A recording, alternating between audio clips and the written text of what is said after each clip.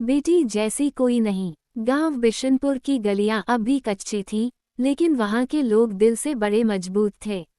इसी गांव के एक छोर पर मिट्टी की दीवारों से बना एक छोटा सा घर था, रामू काका का। उनके साथ रहती थी उनकी पत्नी सुनीता और 10 साल की बेटी आरती। रामू काका एक सीधे साधे किसान थे। रोज सुबह सूरज उगने से पहले ही खेतों की ओर निकल जाते और रात को थके हारे घर लौटते।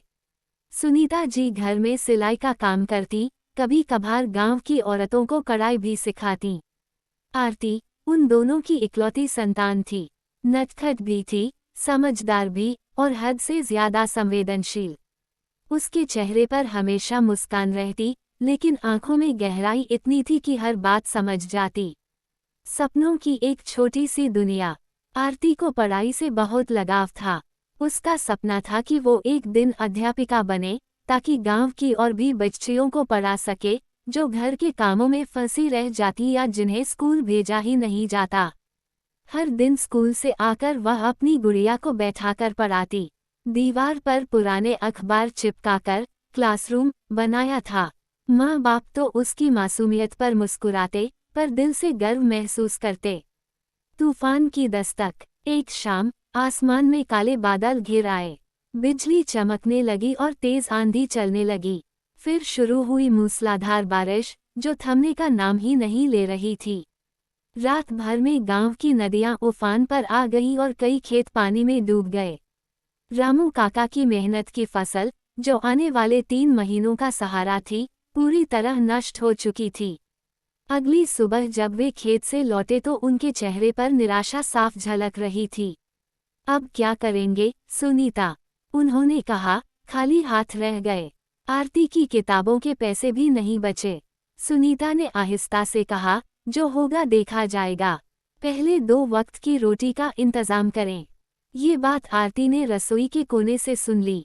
बेटी की चुपचाप कोशिश। अगले दिन आरती ने बिना कुछ कहे अपनी अलमारी से गुड़िया, पुराने खिलौने, रंग बिरंगी पेंसिलें और कुछ छोटे पोस्टर निकाले। उसने उन्हें अच्छे से साफ किया, सजाया, और घर के सामने पेड़ के नीचे एक छोटी सी टेबल लगाकर एक बोर्ड टांग दिया। आरती का खिलौना बाजार। राइट फिंगर आपकी एक मुस्कान इक्वल्स मेरी एक किताब बुक्स।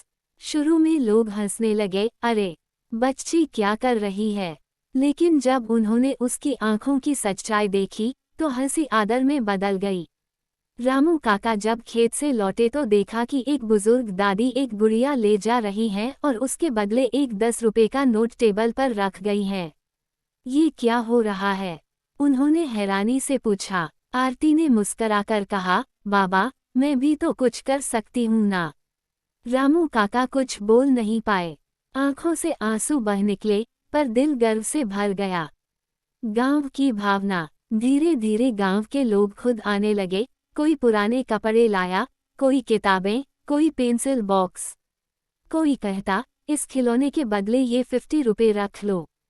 किसी ने कहा, बेटी, तू हमें रास्ता दिखा रही है। गांव का सरपंच भी आया और बोला, रामू भाई, तुम्हारी बेटी ने हमें सिखा दिया कि हिम्मत उम्र की मोहताज नहीं होती। एक नई शुरुआत। कुछ ही हफ्तों में आरती ने अपनी स्कूल फीस, किताबों और यूनिफॉर्म के पैसे इकट्ठा कर लिए। लेकिन उसने उससे ज्यादा भी पाया, गांव का प्यार, इज्जत और प्रेरणा बनने का अवसर। गांव की अन्य बेटियां भी अब स्कूल जाने लगीं। आरती अब अपने आंगन में हर शाम एक छोटी पाठशाला चलाती, जहां वो छोटी बच्चियों को अक्षर, गिनती और कहानियां सिखाती। अंतिम मोड़। एक दिन जिला अधिकारी गांव में आए और आरती के काम को देखकर सरकार की ओर से उसकी पढ़ाई का पूरा खर्च उठाने की घोषणा की। रामू काका ने आरती को गोद में उठाकर कहा, बेटी जैसी कोई नहीं, और मेरी बेटी सबसे अनमोल है। सीख। बेटियां सिर्फ घर की जिम्मेदारी नहीं होती, वो रोशनी होती हैं, जो खुद जलती हैं, लेकिन दूसरों का रास्ता भी दिखाती हैं। एक बेटी अगर ठान ले, तो हालात से लड़ना और समाज को बदलना दोनों कर सकती है।